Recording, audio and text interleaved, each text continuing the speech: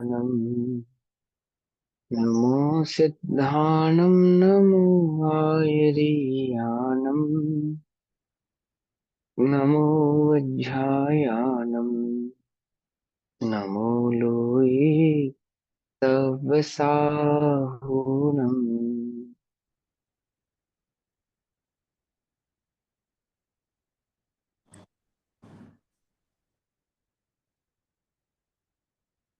ओंकारं बिन्दुसंयुक्तं नित्यं ध्यायन्ति योगिनः।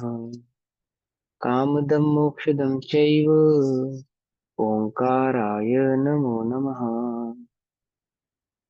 मङ्गलं भगवान् वीरो मङ्गलं गौतमो गणी मङ्गलं कुन्दकुन्दार्द्यो जैनधर्मोऽस्तु मङ्गलम्।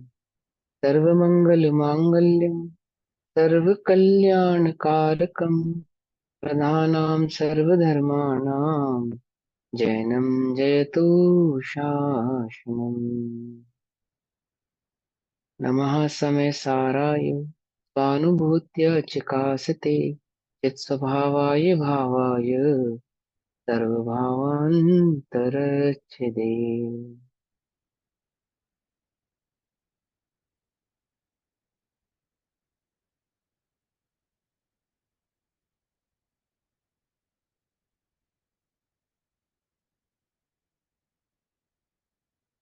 हमारी कक्षा का विषय चल रहा है श्री समय सारजी ग्रंथ। और श्री समय सारजी का स्वाध्याय हम सभी आचार्य अमरचंद्र देव द्वारा रचित आत्मख्याति टीका के माध्यम से कर रहे हैं। आत्मख्याति टीका में कर्ता कर्म अधिकार पेज नंबर 225 225 और श्लोक नंबर 90 90। श्लोक को कलश को एक ही बात है, कलश नंबर 90 पेज नंबर 225 कर्ता कर्म अधिकार। ठीक। तो अभी तक हमने क्या पढ़ा कि जो पक्षों का भाव ग्रहण ना करता हुआ, पक्षों को ग्रहण ना करता हुआ, अर्थात नयों में ना अटकता हुआ वस्तु स्वरूप की दृष्टि करता है, उसके लिए आत्मा कैसा है? एक चैतन्य मात्र ही है। चैतन्य मात्र भगवान आत्मा चैतन्य स्वरूप ही है, अन्य कुछ नहीं है। नए क्या होते हैं? नए वस्तु स्वरूप को समझाने की शैली को नए कहते हैं। निश्चय और व्यवहार दो प्रकार के नए होते हैं। नयों का काम है वस्तु को समझाना। छह प्रकार के द्रव्य हैं: जीव, पुद्गल, धर्म, धर्म, आकाश और काल। इन छह द्रव्यों को जो समझाने की शैली है, उस शैली का नाम है नय। न य नय। नय का अर्थ होता है कहने की पद्धति, कथन पद्धति। कैसे कहते हैं नय? कि वस्तु के गुणों के आधार से वस्तु का जो परिचय कराते हैं उन्हें नय कहते हैं। वस्तु में दो प्रकार के गुण होते हैं, स्वभाव अपेक्षा से गुण होते हैं और धर्म अपेक्षा गुण होते हैं। तो जो धर्म अपेक्षा के गुण होते हैं और स्वभाव अपेक्षा के गुण होते हैं, उनके माध्यम से जो वस्तु का निर्णय कराते हैं या वस्तु के विषय में बतलाते हैं, उनको नय कहते हैं। नयों के माध्यम से वस्तु को समझा जाता है। इसी प्रकार से नय के द्वारा जब आत्मा को समझा, तो नयों को छोड़कर आत्मा को ग्रहण करता है जो ज्ञानी। नयों के माध्यम से किसको समझा था उसने? आत्मा को। आत्मा की दृष्टि करता है, आत्मा को ग्रहण करता है, आत्मा का अनुभव करता है। उस आत्मा के अनुभव में क्या होता है कि नयों की दृष्टि नहीं होती। जिन नयों के माध्यम से उस वस्तु को समझाता, उसकी दृष्टि नहीं होती। मात्र उस आत्म तत्व की ही दृष्टि होती है, उसका अनुभव होता है। कैसा है वह भगवान आत्मा? कि चैतन्य भगवान आत्मा चैतन्य मात्र ही है। चैतन्य स्वरूप भगवान आत्मा अनुभव में चैतन्य मात्र रूप से ही आता है। एक चैतन्य भाव मात्र का ही अनुभव करते हैं। चैतन्य कहना दैट मीन्स ज्ञाता दृष्टा या ज्ञान दर्शन वाला कहना, यानी कि अपने कोई ज्ञान दर्शन वाला ज्ञान स्वभाव का ही अनुभव वे करते हैं, अन्य कुछ और अनुभव नहीं करते। कर्म से मिला हुआ भी अनुभव नहीं करते और कर्म से जुदा ऐसा भी अनुभव नहीं करते। वो तो कैसा अनुभव करते हैं? जैसी वह वस्तु है उसको वैसा ही अनुभव करते हैं। कैसा है वह भगवान आत्मा की? चैतन्य मात्र ही। अब आगे के श्लोक में, श्लोक नंबर 90 में कहते हैं कि उपरोक्त 20 श्लोकों का कथन उपसंहार करके कहते हैं। कलशों के कथन का उपसंहार करते हैं। श्लोक नंबर 90। वसंतलिका। स्वेच्छा समुच्चल दलन पविकल्प जाला मेवं व्यतीत्य महितं नये पक्ष का शाम अंतर्बहि समरसैक रसस्वभावम्। स्वभावमेकमुपयातयनुभूति मात्रम। क्या कहते हैं कि एवं इस प्रकार, किस प्रकार, जो 20 श्लोकों में कहा है उस प्रकार, 20 श्लोकों में जो भी कहकर आए ना बात, उस प्रकार, इस प्रकार स्वेच्छा समुच्छल अनल्प विकल्प जालम, जिसमें बहुत से विकल्पों का जाल अपने आप उठता है, ऐसी। क्या कहते हैं? अपने आप ही विकल्पों का जाल उठता है, ऐसी। इसमें इस प्रकार, किस प्रकार, नयों के माध्यम से, निश्चय से ऐसा है, व्यवहार से ऐसा है, निश्चय से ऐसा है, व्यवहार से ऐसा है, निश्चय से ऐसा है, व्यवहार से ऐसा, निश्चय से अबंध है, राग से, व्यवहार से बंधा है, निश्चय से अरूपी है, व्यवहार से रूपी है, आदि आदि। इस प्रकार जिसमें बहुत से विकल्पों का जाल अपने आप उठता है, ऐसी महती अर्थात बड़ी, नए पक्ष कशाम अर्थात नए पक्ष कक्षा को, समझ में आई बात, यानी कि नए पक्ष की भूमिका को। नए पक्ष की भूमिका में अर्थात जब हम निचली भूमिका में होते हैं, जब हमें वस्तु का अनुभव नहीं हुआ होता और हम वस्तु स्वरूप का निर्णय कर रहे होते हैं, उस भूमिका में क्या होता है कि कई प्रकार के विकल्प उठते हैं, है ना। ज्ञान कई प्रकार के विकल्पों से घिरा होता है। कैसे घिरा होता है कि वस्तु का निर्णय करते समय नयों के माध्यम से वस्तु को समझने की चेष्टा कर रहा होता है, कि मैं बंधा हूं या अबंध हूं, मैं रूपी हूं या अरूपी हूं, मैं भोक्ता हूं या अभोक्ता हूं, आदि आदि प्रकार के भावों से नयों के माध्यम से क्या होता है, कई प्रकार के विकल्प उठते हैं। और वह विकल्प कैसे, महती बड़ी, बड़ी नए पक्ष की कक्षा को, भूमिका को, जब कब की बात है, जब वह निचली भूमिका में होता है। लेकिन जब अनुभव का समय आता है, अनुभव का समय आता है अर्थात वस्तु की प्राप्ति होती है, अनुभव करता है, तो क्या होता है, नए पक्ष की भूमिका को उल्लंघन करके, उल्लंघन करके अर्थात छोड़ के या गौण करके, उनकी दृष्टि ना करता हुआ, ठीक है, तत्ववेत्ता, उल्लंघन करके तत्ववेत्ता माने वह जीव जो तत्वों के माध्यम से, तत्व स्वरूप की माने नयों के माध्यम से अपने तत्व की प्राप्ति का उपाय कर रहा था, नयों के माध्यम से अपने तत्व को समझने का उपाय कर रहा था, अनुभव का उपाय कर रहा था, वह तत्ववेत्ता क्या होता है, उल्लंघन करके, उन नयों का उल्लंघन करके, अंतः भई भीतर और बाहर, भीतर और बाहर का मतलब समझो सूक्ष्म और स्थूल, ठीक है ना। भीतर और बाहर मतलब सूक्ष्म और स्थूल, यानी बारीक से बारीक, सूक्ष्म से सूक्ष्म नय और स्थूल से स्थूल नय, भीतर और बाहर समता रस रूपी एक रस ही जिसका स्वभाव है, अर्थात जो आत्मा कैसा है, सर्व प्रकार से समरस है। समरस है मतलब एक प्रकार का है, एक जैसा है, ज्ञानमय ही है। समता रस रूपी एक रस ही जिसका स्वभाव है, यानी समता ही जिसका स्वभाव है, वीतराग भाव ही जिसका स्वभाव है, राग आदि भाव से भिन्न एक समरस, एक जैसा ही भाव है। ऐसे अनुभूति मात्रम एकम एवं स्वम भावम, अनुभूति मात्र, एक अपने स्वभाव को, ध्यान से समझना, अनुभूति मात्र, जब तक अनुभूति में नहीं है तब तक उसकी उसकी दृष्टि भी नहीं है, उसका ज्ञान भी नहीं है। कैसा है, वह अनुभव से ही जानने में आता है। नयों के माध्यम से समझा तो जा सकता है, नयों के माध्यम से अनुभव में नहीं आ सकता, जानने में नहीं आ सकता। कैसा है, अनुभूति मात्र, अनुभूति मात्र एक अपने भाव को अर्थात एक अपने स्वरूप को उपयाति अर्थात प्राप्त करता है, अनुभव के माध्यम से, अनुभूति के द्वारा। जो तत्ववेत्ता है, तत्ववेत्ता अर्थात जो नयों को भली प्रकार से जानता है, और नयों को भली प्रकार से जानकर जिसने वस्तु की दृष्टि करी है, आत्मा की दृष्टि करी है, वह कैसा है कि वह उस आत्मा का अनुभव करता है, उन नयों को छोड़ देता है, गौण कर देता है, उन नयों की दृष्टि नहीं करता। अब नए पक्ष के त्याग की भावना का अंतिम काव्य क्या है? ये तो कहा उपसंहार, कि जो नयों की दृष्टि नहीं करता उसे आत्मा की प्राप्ति होती है, अर्थात अनुभव होता है, क्योंकि अनुभूति प्राप्त, अनुभूति स्वरूप भगवान आत्मा अनुभव से ही जानने में आ सकता है। और अनुभव करने के लिए क्या करना है कि नयों के पक्ष को छोड़ना है, नयों के पक्ष को छोड़ना है, दैट मीन्स नयों की दृष्टि नहीं करनी। देखो ध्यान से समझना, प्रश्न ये उठ सकता है कि जब नयों की दृष्टि ही नहीं करनी तो फिर हमें नए समझाई क्यों, है ना। तो नयों को समझे बिना वस्तु समझ में नहीं आएगी, वस्तु को समझने के लिए तो नयों का ही माध्यम लेना पड़ता है, मीडियम है नए। नयों के मीडियम द्वारा वस्तु को समझा जाता है। लेकिन जब वस्तु समझ में आ जाती है तब नयों की आवश्यकता नहीं पड़ती। जब यह आत्म तत्व समझ में आता है तब नयों की आवश्यकता नहीं पड़ती है। और समझ में आता है का मतलब क्या, कि जब वह अनुभव में आता है, अनुभूति को प्राप्त होता है, अनुभव का विषय बनता है, दृष्टि का विषय बनता है, तब क्या करते हैं, तब नयों की दृष्टि नहीं की जाती, नयों को गौण कर दिया जाता है, नयों को छोड़ दिया जाता है। ठीक। अब उन नयों के पक्ष की, नए पक्ष के त्याग की भावना के लिए अंतिम काव्य कहते हैं। क्या कहते हैं? इंद्रजाल, इंद्रजालमिदमेव मुच्छलत् पुष्कलोच, पुष्कलोच्चल विकल्प विच्छ भी, यस्य विस्फुरन्नमेव तत्क्षणम् प्रसन्नमस्यति दत्तमीचिमः। फिर से पढ़ते हैं। इंद्रजालमिदमेव मुच्छलत् पुष्कलोच्चल विकल्प विच्छ भी, यस्य स्फुरन्नमेव तत्तत्क्षणम् प्रसन्नमस्यति तत्तस्मै चिन्नमः।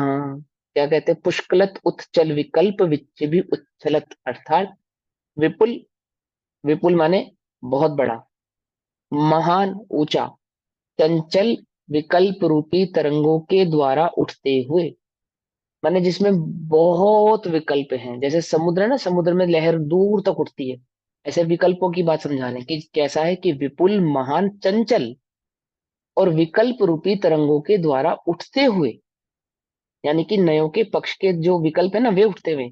आत्मा का ये विकल्प है ना, मैं ज्ञान दर्शन वाला हूँ, ज्ञाता हूँ, पर को मात्र जानने वाला हूँ, ज्ञायक हूँ, ये ज्ञेय है, ये ज्ञान है, ये जितने जो विकल्प तुमको उठ रहे हैं, और ये तो बहुत स्थूल है, ये तो बहुत स्थूल है, इससे भी सूक्ष्म है और विपुल है, विशाल है। क्या कहते हैं? कि विपुल, महान, चंचल विकल्प रूपी तरंगों के द्वारा उठते हुए इस समस्त इंद्रजाल को, किस इंद्रजाल को की बात कर रही है? ये नयों के इंद्रजाल को, समझे? इस इंद्रजाल को, जिसका स्फुरन मात्र ही तत्क्षण उड़ा देता है। क्या करते हैं? जिसका स्फुरन मात्र ही, यानी कि जिसका स्मरण मात्र ही, आत्मा कैसा है, कि आत्मा का स्मरण मात्र ही क्या करता है, कि विपुल, महान, चंचल विकल्प रूपी तरंगों के द्वारा उठे हुए इस समस्त इंद्रजाल को, जिसका स्फुरन मात्र ही तत्क्षण उड़ा देता है, वह चिन्मात्र तेज पुण्य मैं हूं। अर्थात स्मरण मात्र ही, अनुभव मात्र ही, स्मरण मात्र ही का मतलब क्या है? अनुभव मात्र ही। समझ में आ रही है? श्लोक नंबर 91 का भाव समझ में आ रहा है? कि यह आत्मा कैसा है, चिन्ह मात्र भगवान आत्मा ऐसा है कि इसका अनुभव मात्र, एक समय का अनुभव मात्र करने पर जो, जो विशाल समुद्र की भांति विकल्पों का जाल था, वो कैसा है, तत्क्षण ही उड़ जाता है। उड़ जाता है मतलब खत्म हो जाता है, विलीन हो जाता है, विलय हो जाता है, गौण हो जाता है, और एक चैतन्य मात्र भाव ही उदित, यानी कि अनुभव में रह जाता है। देखो भावार्थ, चैतन्य का अनुभव होने पर, चैतन्य का, चैतन्य भाव मात्र का अनुभव होने पर समस्त नयों के विकल्प रूपी इंद्रजाल उसी प्राप्त होता है। ऐसा मैं हूं, ऐसा चैतन्य प्रकाश कौन है? मैं हूं। ठीक। अनुभव आने पर ऐसा चैतन्य प्रकाश भाव का मात्र अनुभव। ठीक। अब पक्षाति, एक मिनट फोन बज रहा है, क्या हो गया?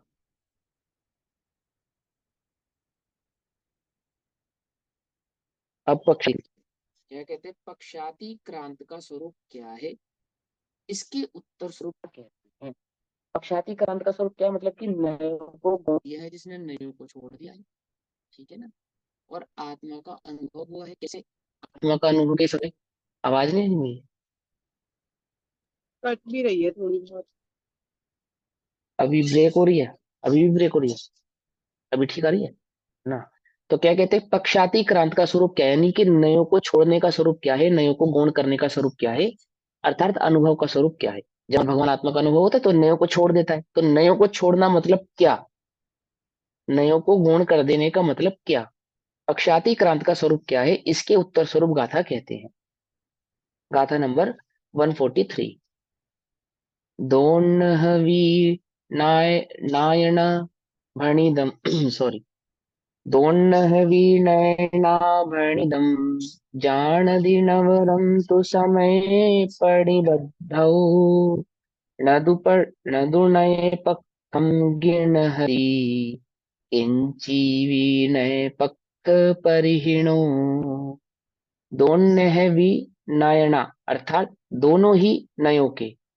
दोनों यानी कि दोनों, वी मतलब ही, नयन अर्थात नयों के, भणिदम कथन को, दोनों ही नयों के कथन को, जान दी जानता है, नवरम केवल, केवल वर्ण नहीं करता, न वरम, न वरण, वर्ण नहीं करता, केवल जानता है, तो केवल जानता है नवरम केवल, तू ही समय परिबद्धो अर्थात शुद्धात्मा से प्रतिबद्ध, समय अर्थात आत्मा, परिबद्धो यानी कि आत्मा से प्रतिबद्ध, आत्मा से प्रतिबद्ध मतलब आत्मा से बंधा हुआ। अब आत्मा से बंधा हुआ का मतलब होता है आत्मा का अनुभव करने वाला।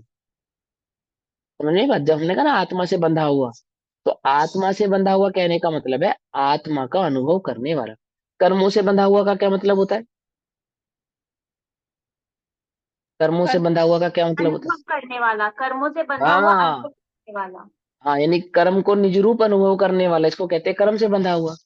और यहाँ समय परिबद्ध हो अर्थात आत्मा से बंधा हुआ यानी आत्मा को निज रूप अनुभव करने वाला। पकड़ में ही बात। कोई कर्म जीव को बांधते नहीं है। बंधन किसको कहा? जीव जो पर का निज रूप अनुभव करता है उसी को बंधन कहा, अज्ञान को ही। ऐसे ही क्या कहते हैं? समय परिबद्ध हो यानी शुद्धात्मा से प्रतिबद्ध, शुद्धात्मा से प्रतिबद्ध अर्थात शुद्धात्मा को जानने वाला क्या करता है? दोनों ही नयों के कथन को जानता है, केवल जानता है। नदु नहीं, नए पक्षम नए पक्ष को, गिणहति ग्रहण करता है, ग्रहण नहीं करता, किंची अर्थात किंचित मात्र भी, नए पक्ष परिहीणो अर्थात नए पक्ष से रहित है। नए द्वय कथन जाने ही केवल,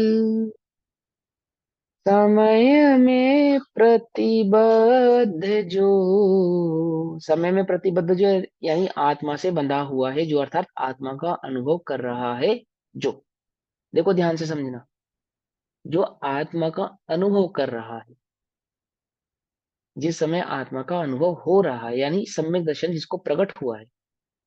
और सम्यक दर्शन मात्र की बात नहीं है यहाँ पे सम्यक चारित्र की बात है, अर्थात जिसको आत्म स्वरूप की लीनता है। ठीक है ना, यानी कि जो अनुभव कर रहा है, स्व संवेदन कर रहा है। एक समय की बात हो, चाहे दो समय की बात हो, चाहे एक अंतर मुहूर्त बात की हो, चाहे चिरकाल की बात हो, पर जो स्व संवेदन कर रहा है, स्थिर है, जिसका उपयोग अपने आत्म भाव में, आत्म स्वभाव में स्थिर है, बंधा हुआ है। ठीक, तो क्या कहते हैं? नए कथन को, नए कथन जाने ही केवल, समय में प्रतिबद्ध जो, नए पक्ष कुछ भी नहीं ग्रहे, नए पक्ष से परिहीन जो। परि माने सर्व प्रकार से, हीन माने छोड़ चुका है। ठीक। और नए पक्ष कुछ भी ग्रहे नहीं अर्थात नए पक्ष को ग्रहण नहीं करता। नए पक्ष को ग्रहण नहीं करता मतलब क्या? नयों की दृष्टि नहीं करता, नयों का अनुभव नहीं करता, और नयों के माध्यम से अनुभव नहीं करता, सीधा डायरेक्ट वस्तु का अनुभव करता है, आत्मा का अनुभव करता है, आत्मा से बंधा हुआ है। वह कैसा है? उसने नए के पक्षों को छोड़ दिया है अर्थात नए पक्ष से परिहीन है वो। जो नए पक्षों से परिहीन होते हैं वो क्या थे? ये कि नए पक्षों नवरंग को का मतलब केवल क्या होता जानते हैं। केवल, है? नवरम। नवरन, केवल, हाँ नवरन यानी केवल, केवल, ठीक है ना। तो क्या कहते हैं कि नए कथन को जानते हैं, आत्मा का अनुभव करने वाले नए कथन को जानते हैं, नए के कथनों से बंधते नहीं, नए के कथनों में अटकते नहीं, और नयों के द्वारा आत्मा का अनुभव भी नहीं करते, वो तो आत्मा का अनुभव करते हैं और नयों को जानते हैं। ठीक है ना। देखो केवली भगवान है, केवल ज्ञान में, केवल ज्ञान में आत्मा का अनुभव कर रहे हैं, और उन्हीं की उस दिव्य ध्वनि में नयों का वर्णन भी हो रहा है। दिव्य ध्वनि के माध्यम से ही तो निश्चय और व्यवहार का वर्णन हमारे समक्ष आता है। लेकिन निश्चय व्यवहार का वर्णन करते हुए भी कोई निश्चय व्यवहार का अनुभव थोड़ी करते हैं वो, है ना। वे तो एकमात्र आत्मा का अनुभव करते हैं। केवली भगवान जो आत्मा का अनुभव कर रहे हैं वो निश्चय से कर रहे हैं या व्यवहार से कर रहे हैं? तो हम जो आत्मा का अनुभव करेंगे वो निश्चय से करेंगे या व्यवहार से करेंगे? बोलो, है ना, कि अनुभव निश्चय या व्यवहार से नहीं होता। जैसे मिठाई खाते हो, मिठाई, तो मिठाई निश्चय से टेस्टी होती है या व्यवहार से टेस्टी लगती है आपको? समझना ध्यान से। तो वो टेस्टी लगती है। आत्मा और उस असमान जाति पर्याय के भेद में मत पड़ना, सिंपल साधारण क्वेश्चन, स्थूल क्वेश्चन एकदम, उदाहरण भी स्थूल है। कि जो हम मिठाई खाते हैं, जो हमें मिठाई अच्छी लगती है, वो निश्चय से अच्छी लगती है या व्यवहार से अच्छी लगती है? समझे, कि मिठाई तो मात्र मिठाई होती है, हम उस समय निश्चय व्यवहार के चक्कर में नहीं पड़ते, सिर्फ मिठाई मिठाई का मीठी है, आनंद लेते हैं। मीठी का अनुभव हाँ, करते हैं। हाँ, मीठे का उसका अनुभव आनंद करते लेते हैं। हाँ, मिठाई का आनंद लेते हैं, मात्र मीठे का अनुभव भी नहीं करते। मीठे का ही अनुभव करना होता तो शक्कर खा लेते, 40 रुपए 50 रुपए किलो की शक्कर खा लेते, 500 रुपए किलो की मिठाई क्यों खाते? क्या समझे? नहीं। तो मीठे का अनुभव मात्र नहीं करते, मिठाई का अनुभव करते। भले ही मिठाई में स्वाद मिठास शक्कर की है, ये नए पक्ष है। अगर वो लड्डू है तो आटे या बूंदी से बने हैं, उसमें जो मिठास है वो शक्कर की है, उसमें जो ड्राई फ्रूट्स है आदि आदि है, ये तो नए पक्ष है। लेकिन जब हम उसका अनुभव करते हैं, यानी मिठास मिठाई का अनुभव करते हैं, तो हम ये विचार नहीं करते कि ये मिठास शक्कर की आ रही है, और ये जो आटा आटा है ये आटे का है अथवा बेसन का है, और ये ड्राई फ्रूट्स बादाम है, और ये फला है ये कलौंजी है, ऐसा कुछ भी हम उसका अनुभव ना करते हुए, ऐसे भेदों में ना पड़ते हुए, एकमात्र मिठाई का अनुभव करते हैं, यानी कि उसके स्वाद का आनंद लेते हैं। ऐसे ही आत्मा का अनुभव करने वाले नए पक्षों में ना पड़ते हुए, नए पक्षों की दृष्टि नहीं करते हुए, नए पक्षों को जानते हुए भी एक आत्मा का ही अनुभव करते हैं, वेदन करते हैं। नए पक्षों को कैसे हैं, छोड़ चुके हैं, अर्थात उनको नए पक्षों का की दृष्टि नहीं, ऐसे अनुभव नहीं करते कि मैं निश्चय से ऐसा हूँ, व्यवहार से ऐसा हूँ, आदि ऐसा हूँ, वे आदि ऐसा हूँ, ऐसा अनुभव नहीं करते। एकमात्र आत्म तत्व का चैतन्य मात्र भाव से ही वेदन करते हैं, अनुभव करते हैं, ठीक, उसकी दृष्टि करते हैं। नए पक्ष परिहीन, नए पक्ष से रहित जीव, नए पक्ष से रहित जीव, नए पक्ष से रहित जीव यानी कि नयों को तो जानते हैं, परंतु नयों की दृष्टि नहीं करती। दो प्रकार के नए पक्ष रहित होते हैं। एक मिथ्या दृष्टि भी नए पक्ष रहित होता है, उसको कोई नए का ज्ञान ही नहीं है, ठीक है ना, उसको नए के विषय में कुछ भी नहीं मालूम, वह भी नए पक्ष रहित है। लेकिन यहाँ पे उस नए पक्ष रहित की बात कर रहे हैं जो नयों को भली प्रकार से जानता है, जिसने उस आत्म तत्व का निर्णय नयों के माध्यम से ही किया है, नयों के माध्यम से ही वस्तु स्वरूप को समझा है, नयों के माध्यम से ही उसे वह वस्तु प्राप्त हुई है। लेकिन जिसने वस्तु को प्राप्त किया है उसने क्या करा, नयों को छोड़ दिया है, नयों की दृष्टि नहीं करता है। नई दृष्टि करता है उसको कहते हैं नए पक्ष से रहित, नए पक्ष से रहित। ऐसा आत्मा का अनुभव करने वाले जब मुनिराज हैं, ज्ञानी है अर्थात केवली हैं, जब वे उस वस्तु का व्याख्यान करते हैं, उस वस्तु स्वरूप के बारे में बतलाते हैं, तो नयों के माध्यम से ही बतलाएंगे। क्या? नयों के माध्यम से ही बतलाएंगे, नयों के द्वारा ही बताएंगे।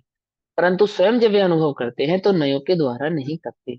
और तुम्हें भी जब अनुभव करने का उपदेश देंगे तो क्या उपदेश दे रहे हैं, कि नयों के अनुसार लिखे गए समय सार में ही यह उपदेश दिया गया कि नयों को पक्षातिक्रांत हुए बिना आत्मा का अनुभव नहीं होता। पक्षातिक्रांत करके ही, नए पक्षातिक्रांत होके ही आत्म तत्व की प्राप्ति होती है।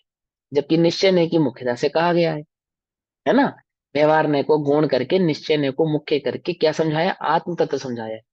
किंतु छल ग्रहण मत करना, क्या छल ग्रहण मत करना, कि नयों में मत अटक जाना, उस नयातीत भगवान आत्मा की दृष्टि करना जो चैतन्य मात्र है। ठीक, तो क्या कहते हैं कि नए पक्ष से रहित जीव, समय प्रतिबद्ध, समय से प्रतिबद्ध अर्थात आत्मा से बंधा हुआ, आत्मा का अनुभव करने वाला, समय से प्रतिबद्ध होता हुआ अर्थात चित्त स्वरूप आत्मा का अनुभव करता हुआ। आगे ना लाइन, ठीक है ना, तो कैसा हो गया, समय से प्रतिबद्ध क्या मतलब हुआ, समय से प्रतिबद्ध होता हुआ मतलब अर्थात चित्त स्वरूप चैतन्य स्वरूप आत्मा का अनुभव करता हूं। द्यो अपि, दोनों ही, दोनों ही, नयो अर्थात नयो के भड़ितम कथन को केवलम तू, मात्र, मात्र जानता ही है। क्या कहे, नयों के कथन को जानता है कौन, आत्मा का अनुभव करने वाला, आत्मा से बंधा हुआ, ठीक, यानी जिसकी दृष्टि आत्मा पर है, वह नयों को जानता है। नयों में क्या नहीं करता, नयों का अनुभव नहीं करता, नयों में नहीं अटकता। ध्यान से समझना, मैं बार बार क्यों रिपीट कर रहा हूँ, बार बार बार बार इसको रिपीट करने के पीछे क्या रीजन है, कि इस गाथा का यही भाव है जो हमें मूलतः समझ में आना चाहिए। ये क्वेश्चन नहीं होना चाहिए कि जब नयों को छोड़ना ही है तो नए समझने की आवश्यकता क्या है, डायरेक्ट आत्मा समझाओ, कि डायरेक्ट आत्मा आप नहीं समझ सकते, आत्मा को समझाने के लिए नयों की ही आवश्यकता पड़ेगी। ठीक, लेकिन नयों को ग्रहण नहीं करना, आपने आत्मा को ग्रहण करना है। जैसे रोटी सेकने के लिए तवे की आवश्यकता पड़ती है ना, लेकिन तवे को ग्रहण नहीं करना, रोटी को ग्रहण करना है। ठीक है, ऐसे ही आत्मा को समझने के लिए नयों की आवश्यकता पड़ती है, परंतु नयों को ग्रहण नहीं करना, आत्मा को ग्रहण करना। ठीक, जानता ही है परंतु नए पक्ष को किंचित मात्र भी ग्रहण नहीं करता, ग्रहण नहीं करता अर्थात उनकी दृष्टि नहीं करता, नयों का अनुभव नहीं करता, नयों के माध्यम से अनुभव नहीं करता। ठीक है ना, ध्यान से समझना, ग्रहण करने का अर्थ, ग्रहण करने का अर्थ ये नहीं है कि वस्तु को नयों को छोड़ ही दिया तो इस प्रकार से नयों को नहीं छोड़ देता कि आत्मा ना रागी है ना विरागी है, ऐसा नहीं, वो अनुभव की बात कर रहे हैं। लेकिन जब आत्मा का उस अनुभव, भगवान आत्मा का जो अनुभव गम्य ही है, अनुभूति स्वरूप ही है, जब उस अनुभूति स्वरूप भगवान आत्मा का व्याख्यान करेगा, उस अनुभूति स्वरूप भगवान आत्मा के विषय में बतलाएगा, तो कैसे बतलाएगा, कि जिन नयों को गौण कर चुका था, छोड़ चुका था, जिन नयों को ग्रहण नहीं किया था, उन्हीं नयों के माध्यम से, समझे नहीं समझे, समझे, उन्हीं नयों के माध्यम से उस आत्म तत्व की बात बतलाई जाएगी, कही जाएगी, समझाई जाएगी। लेकिन क्या नहीं होगा, उनको ग्रहण नहीं किया जाएगा। ग्रहण किसको किया जाएगा, आत्मा को किया जाएगा। ठीक है ना, तराजू की तरह होते हैं नए, इसकी तरह, तराजू, तराजू में रखी वस्तु को तोलते हैं, परंतु ग्रहण किसको किया जाता है, वस्तु को, निश्चय किसका किया जाता है, वस्तु का। बराबर कौन तुलता है, तराजू या वस्तु, बराबर तुलता है ना, वस्तु तुलती है बराबर या तराजू तुलता है बराबर। कि तोलता भी तराजू है और तुलता भी तराजू है, समझे। तराजू के तोलने और तुलने में वस्तु का तोलना और तुलना कहा जाता है, और तराजू को ग्रहण नहीं किया जाता, वस्तु को ग्रहण किया जाता है। ऐसी नयों के तराजू में वस्तु को तोला जाता है, समझाया जाता है, व्याख्यात किया जाता है, प्रकट किया जाता है, और तराजू को यानी कि नयों को ग्रहण नहीं किया जाता, वस्तु को ग्रहण किया जाता है। टीका, जैसे केवली भगवान केवल ज्ञान प्रकट हुआ, रंग भगवान विश्व के साक्षी पने के कारण अर्थात विश्व भर को जानने के कारण, है ना, विश्व को अर्थात छह द्रव्य गुण पर्याय सहित जानने के कारण श्रुत ज्ञान के अवयवभूत, श्रुत ज्ञान के अवयवभूत व्यवहार निश्चय नए पक्षों के, देखो श्रुत नए के अवयवभूत, अवयवभूत का मतलब होता है जो श्रुत ज्ञान को में, श्रुत ज्ञान के माध्यम है, मीडियम है या कारण है। हमारा जो श्रुत ज्ञान है ना, इस श्रुत ज्ञान में आत्मा को समझाने का जो मीडियम है, जो कारण है। श्रुत ज्ञान कैसा है, परोक्ष है या प्रत्यक्ष है, मतलब श्रुत ज्ञान है ना जो हमारे पास, ये परोक्ष ज्ञान परोक्ष। है, ये मीडियम है, ये सब वस्तु को डायरेक्ट नहीं देख पाता, ये वस्तु को डायरेक्ट नहीं समझ पाता।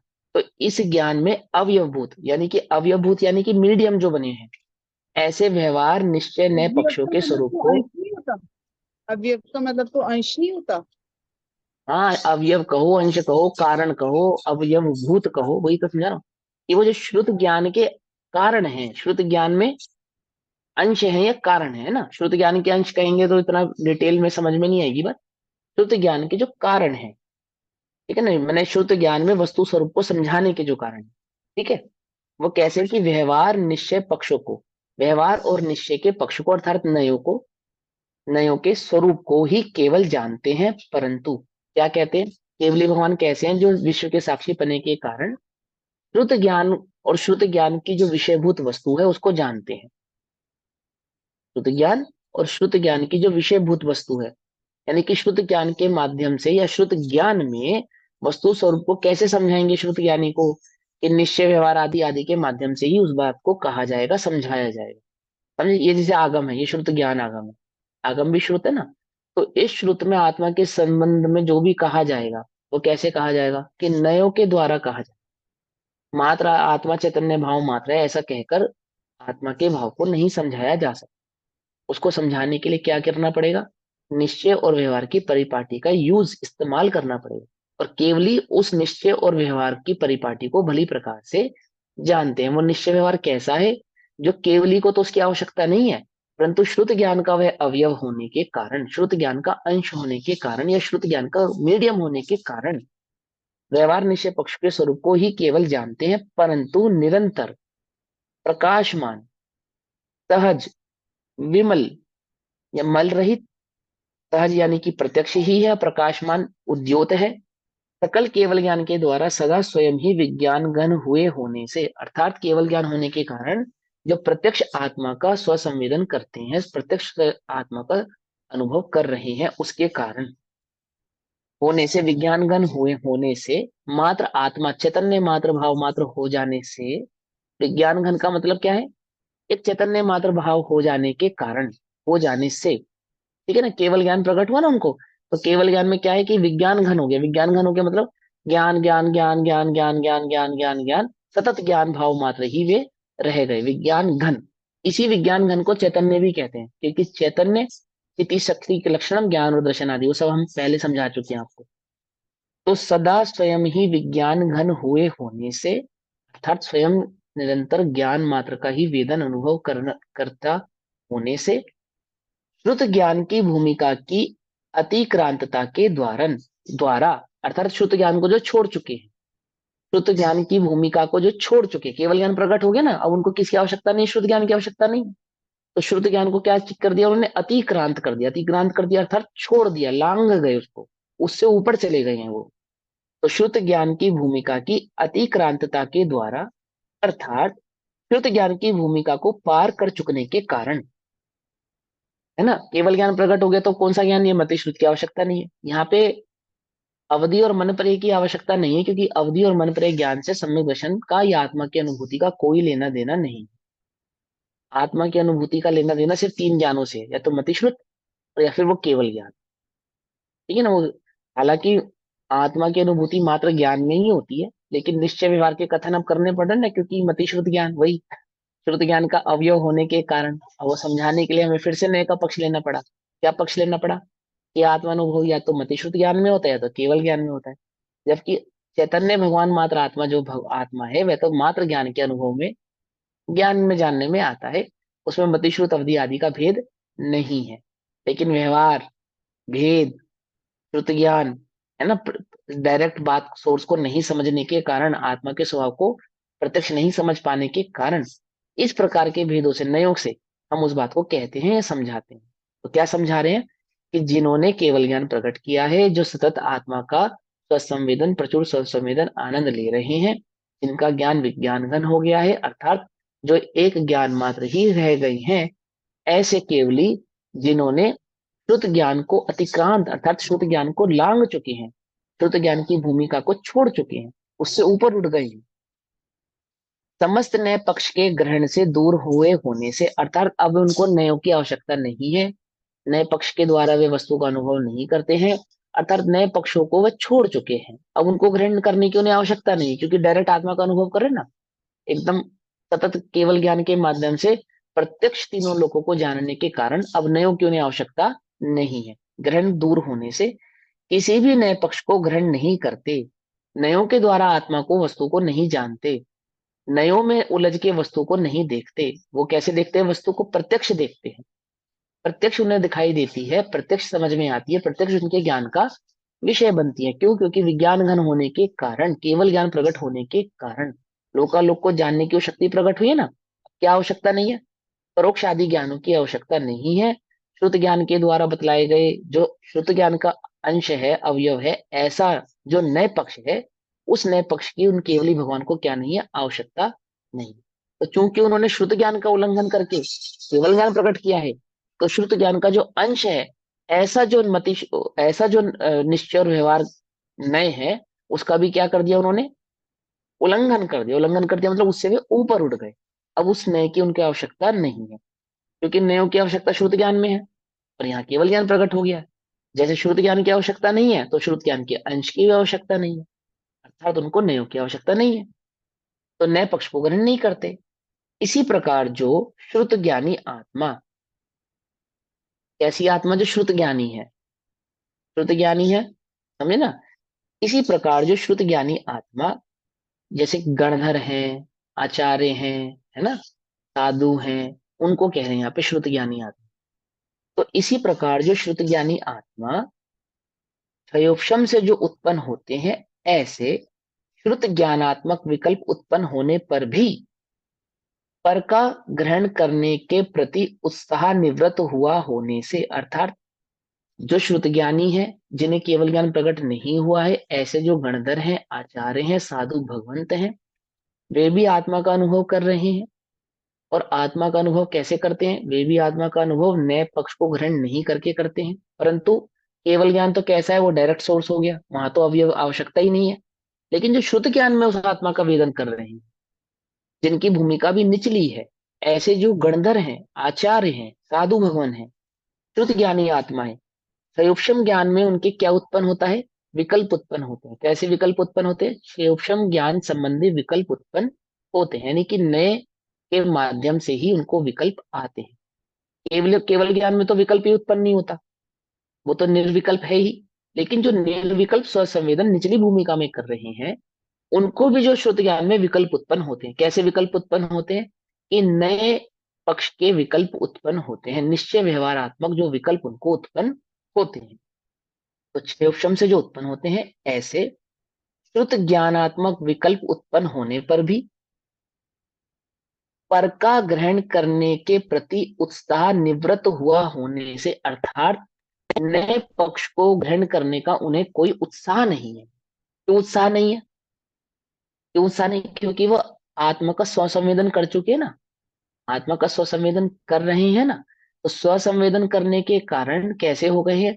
कि भले ही उनके ज्ञान में नयों के विकल्प उत्पन्न हो रहे हैं, ऐसा नहीं है कि नहीं उत्पन्न हो रहे हैं, केवली के तो उत्पन्न नहीं हो रहे, वो तो डायरेक्ट जान ही रहे हैं, वो तो उस मति शुद्ध ज्ञान से ऊपर उठ चुके हैं। लेकिन जो श्रुत ज्ञानधारी हैं, ऐसे निचली भूमिका वाले जो आत्मा का संवेदन स्वसंवेदन कर रहे हैं, उनको तो विकल्प उत्पन्न होते हैं।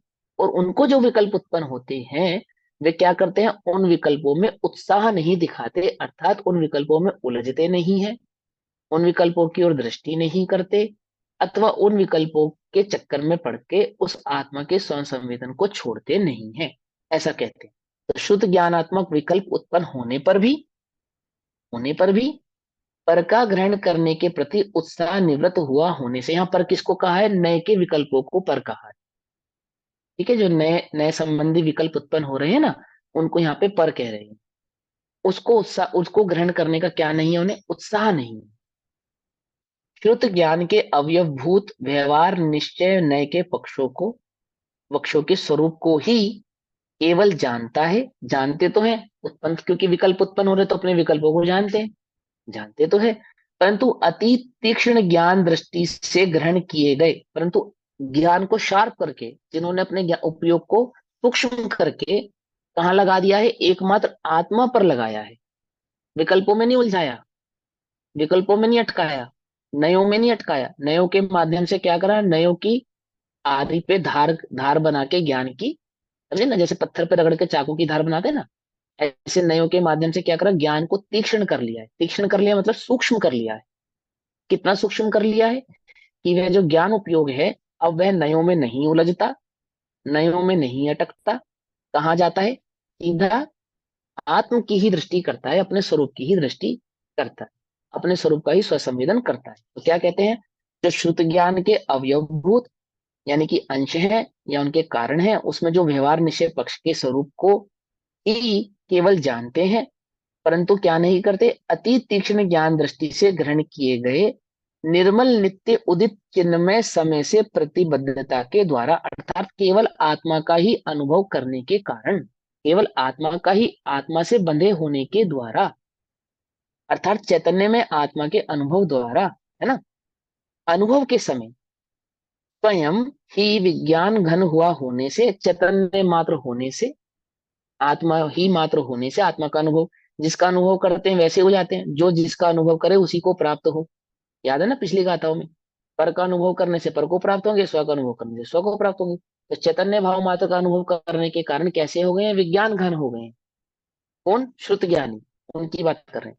होने से श्रुत ज्ञानात्मक समस्त, जो श्रुत ज्ञान के स्वरूप है, या जो श्रुत ज्ञान के अंश हैं, जो श्रुत ज्ञानात्मक हैं, ऐसे समस्त अंतर्जाल रूप तथा बहिर्जाल रूप विकल्पों की, यानी स्थूल और सूक्ष्म सभी प्रकार के विकल्पों की भूमिका की अतिक्रांतता के द्वारा समस्त नए पक्ष के ग्रहण से दूर होता हुआ होने से, अर्थात जितने भी विकल्प उत्पन्न हो रहे हैं उन सब विकल्पों की दृष्टि ना करते हुए, उन विकल्पों पे नहीं उलझते हुए, उन विकल्पों से अपने उपयोगों को हटाते हुए और कहाँ स्थिर करते हुए एकमात्र आत्मा का अनुभव करते हैं। एक आत्मा का अनुभव करते हुए किसी भी नए पक्ष को ग्रहण नहीं करता। कौन? जो निचली भूमिका में है। भगवान के तो होता ही नहीं, केवली के तो होता ही नहीं, लेकिन जो श्रुत ज्ञानधारी है उसके तो होते हैं ना, कि होता है, परंतु क्या नहीं करता? उनकी दृष्टि नहीं करता, एकमात्र आत्मा का ही संवेदन करता है, अनुभव करता है। वह आत्मा वास्तव में समस्त विकल्पों से अति पर परमात्मा, ज्ञानात्मा, प्रत्येक ज्योति, आत्मख्याति रूप अनुभूति मात्र समय सार है, अर्थात वही शुद्धात्मा का सार है, वही शुद्धात्म स्वरूप है, वही आत्मा है, वही समय सार है, वही सब कुछ है, वही चैतन्य है। कौन? जो विकल्पों में उलझता नहीं है। कौन से विकल्पों में नहीं उलझता? कौन से विकल्पों की बात कर रहे हैं यहाँ पे? नए के विकल्पों में। नया से नए के व्यवहार विकल्प। के विकल्प। आत्म संबंधी विकल्पों में भी नहीं उलझता। मैं शुद्ध हूं, मैं बुद्ध हूं, ऐसे विकल्पों में भी नहीं उलझता। मैं कर्मों से बंधा हूं, मुझे छूटना है, ऐसे विकल्पों में। पर के विकल्प तो छोड़ ही दो, गृहस्थी के, घर के, शरीर के, इन विकल्पों की बात नहीं चल रही यहाँ पे। इन विकल्पों की बात चल रही है कि मैं ज्ञान चैतन्य स्वभाव मात्र आत्मा हूं, मैं शुद्ध हूं, मैं बुद्ध हूं, वीतराग में हूं, ये ऐसे विकल्पों में भी जो नहीं उलझता। समझे? ऐसे विकल्पों की भी जो दृष्टि नहीं करता, उनको भी अतिक्रम करके, उनका अतिक्रांत करके एक चैतन्य भाव मात्र का ही जो वेदन करता है, अनुभव करता है, वही वास्तव में समय सार है, ज्ञानात्मा है, प्रत्येक ज्योति है, आत्म ख्याति है, परमात्मा। ठीक। अभावात, जैसे केवली भगवान, तो केवली भगवान का उदाहरण देकर समझाते हैं ना वो। तो जैसे केवली भगवान सदा नए पक्ष के स्वरूप के साक्षी ज्ञाता दृष्टा है। केवली के ज्ञान में नए है या नहीं है? कि नए हैं, परंतु नए उसके कैसे हैं, वो ज्ञाता दृष्टा है, कि आत्मा का स्वसंवेदन कर रहे हैं। नयों को तो जानते नए हैं, का पक्ष नहीं है। लोकालोक को जानते हैं, तो श्रुत ज्ञान और श्रुत ज्ञान के अंश को भी जानते हैं, अवयव को भी जानते हैं। लेकिन जानते हैं, पर कैसे हैं? ज्ञाता दृष्टा। कोई उनको उससे प्रभाव नहीं है, कोई उस ज्ञान से भी प्रभावित होते नहीं। तो जैसे केवली भगवान सदा नए पक्ष के स्वरूप के साक्षी हैं, अर्थात ज्ञाता दृष्टा है, उसी प्रकार श्रुत ज्ञानी भी, यानी कि जो अभी नए विकल्पों को पूरी तरीके से छोड़ नहीं पाया है, जिसके ज्ञान में नए विकल्प उत्पन्न हो रहे हैं। केवली के तो नए विकल्प उत्पन्न ही नहीं होते केवल ज्ञान होने के कारण, लेकिन जो श्रुत ज्ञानी है उनको तो नए विकल्प उत्पन्न होते हैं ना, कि भले ही उत्पन्न होते हैं, परंतु जैसे केवली नए पक्षों को मात्र जानते हैं, उसी प्रकार श्रुत ज्ञानी भी समस्त नए पक्षों से रहित होकर शुद्ध चैतन्य मात्र भाव का अनुभव करता है। तब वह नए पक्ष के स्वरूप का ज्ञाता ही है। यदि एक नए का सर्वथा पक्ष ग्रहण किया जाए, सर्वथा निश्चय का पक्ष ग्रहण किया जाए, सर्वथा व्यवहार का पक्ष ग्रहण किया जाए, तो मिथ्यात के साथ मिला हुआ राग होता है। क्या है? पक्ष ग्रहण करना राग है, और राग भी कैसा? मिथ्यात के साथ मिला हुआ। ठीक है ना, ध्यान से समझना। इसकी अपेक्षा से कह रहे हैं, जो जो नयों को तो ग्रहण करता है और नयों के द्वारा बतलाए गए आत्म तत्व को ग्रहण नहीं करता। क्या है? वह मिथ्या दृष्टि है। ठीक। तो क्या कहते हैं? सर्वथा पक्ष ग्रहण किए जाए तो मिथ्यात के साथ मिला हुआ राग होता है। मात्र राग नहीं है, कैसा राग है? मिथ्यात के साथ मिला हुआ, यानी कि वह नय कैसा हो जाता है? मिथ्या नय हो जाता है। सर्वथा एक नय को ग्रहण करने वाला कैसा हो जाता है? मिथ्याग्राही हो जाता है।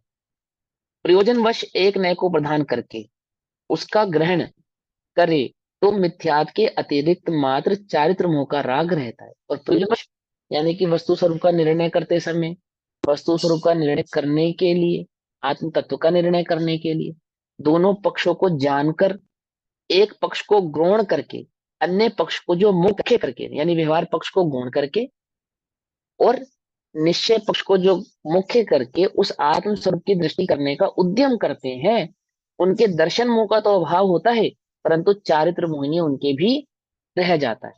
ऐसा बतला रहे हैं यहाँ पे। तो करे तो मिथ्यात के अतिरिक्त मात्र चारित्र मोह का राग रहता है। और जब नए पक्ष को छोड़कर, अर्थात दोनों ही प्रकार के नयों की दृष्टि को छोड़कर वस्तु स्वरूप को केवल जानता ही है, मात्र जानने वाला भाव मात्र रह जाता है। जानना जानना जानना एक विज्ञान घन मात्र रह जाता है। अर्थात जो स्वरूप गुप्त हो जाता है, अर्थात जो प्रचुर संवेदन करता है, अर्थात जो आत्मा में स्थित हो जाता है, अपने ज्ञान स्वभाव में स्थित हो जाता है, तब उस समय शुद्ध ज्ञानी भी केवली की भांति वीतराग जैसा ही होता है, ऐसा जानना। मैंने केवल और शुद्ध ज्ञानी में कोई अंतर नहीं है, दोनों एक जैसे ही हो जाते हैं। अब इस कलश में ये कहते हैं कि ये आत्मा ऐसा अनुभव करता है। कैसा अनुभव करता है? कलश नंबर 92 में आत्मा कैसा अनुभव करता है, ज्ञानी आत्मा का कैसा अनुभव करता है, वह भाव कहते हैं कि चित स्वभाव भर भावित भावा, भाव भाव परमार्थयैकम, बंद पद्धतिमपास्य समस्ताम, चैत्यै समे सारम पारम। क्या कहते हैं कि चित्त स्वभाव पर भावित भाव, अभाव भाव, परमार्थतया एकम, अर्थात चित्त स्वभाव के पुंज द्वारा ही, चित्त स्वभाव के पुंज द्वारा ही मतलब चैतन्य भाव मात्र का अनुभव करने के कारण ही, चैतन्य मात्र भाव हो जाने के कारण ही, तो क्या कहते हैं, चित्त स्वभाव के पुंज द्वारा ही अपने उत्पाद वे और ध्रुव किए जाते हैं। उत्पाद वे ध्रुव लक्षण है ना उसका, चैतन्य का भी लक्षण ही कहलाएगा ना, क्योंकि द्रव्य है वो, किए जाते हैं ऐसा जिसका परमार्थ स्वरूप है। इसलिए जो एक है ऐसे अपार समय सार को मैं समस्त बंध पद्धति को दूर करके, अर्थात कर्मोदय से होने वाले सर्व भावों को छोड़कर, अपने सभी प्रकार के औपशमिक क्षयोपशमिक भावों को छोड़कर अनुभव करता हूँ। क्या अनुभव करता हूँ? साधारण भाषा में कहे तो मैं चैतन्य भाव मात्र का अनुभव करता हूँ और कुछ अनुभव नहीं करता, कोई दृष्टि नहीं करता और कुछ नहीं करता, चैतन्य भाव मात्र का अनुभव करता। निर्विकल्प अनुभव होने पर जिसके केवल ज्ञानादि गुणों का पार नहीं है, ऐसे समय सार रूपी परमात्मा का अनुभव ही वर्तता है। मैं अनुभव करता हूं ऐसा भी विकल्प नहीं है, मैं अनुभव करता हूं ऐसा भी विकल्प नहीं होता, ऐसा यहाँ पर जानना चाहिए। कैसा रहता है? एक चैतन्य मात्र भाव ही रह जाता है, जानना जानना जानना जानना जानना और जानना भर ही रहता है, अन्य कोई विकल्प कोई भाव नहीं रहता। अब यह कहते हैं कि नियम से यह सिद्ध है कि पक्षादि क्रांति ही समय सार है। नियम से क्या सिद्ध है? कि जो पक्षों में अर्थात नयों में नहीं अटका है, जो दोनों ही प्रकार के नयों को जानता तो है परंतु उन नयों में उलझता नहीं है, उसे ही आत्मा की प्राप्ति होती है। वही समय सार है, वही शुद्ध आत्मा है, वही अनुभूति स्वरूप भगवान आत्मा को वेदन करने वाला है। उस भाव को गाथा नंबर 144, गाथा नंबर 144 में कहते हैं। इस गाथा के भाव को हम कल पढ़ेंगे। तब तक के लिए सभी को जय जिनेन्द्र। ओम नमः सिद्धेश्वर। निज निधि निज में बसाई, यह अनंत उपकार है, उसके लिए जिनवाणी माँ को वंदना शतबार।